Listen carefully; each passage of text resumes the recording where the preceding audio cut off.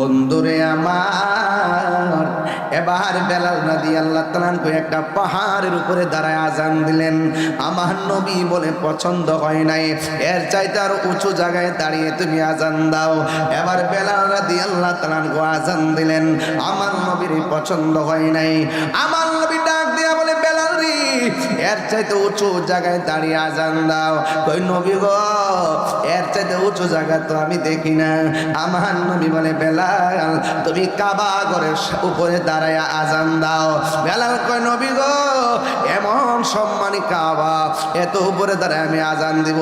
এতক্ষণ তো আজান দিছি আমি কাবার দিকে ফিরা, আমি যদি উপরে দাঁড়াই কোন দিকে ফিরে আজান দিব? আমার নবী বলে, ও বেলাল, সব মানুষের কাবা তোমার পায়ের নিচে রাখিয়া রে, আমি নবীরে কাবা বানায়া আজান দাও।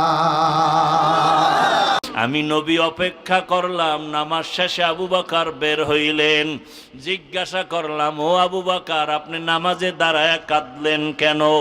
আবু বকর কান্না করে বলেন, ইয়া রাসূলুল্লাহ, আল্লাহর আদালতে কেমনে দাঁড়াইয়া জবাব দিব?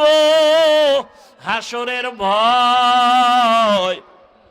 নবীজি বলেন, আপনি তো জান্নাতের টিকিট পাইছেন, আবার ভয় কিসের? আবু বকর বলেন, ইয়া রাসূলুল্লাহ, আপনিই তো কিয়ামতের ময়দানের বয়ান করে কান্না করেছেন।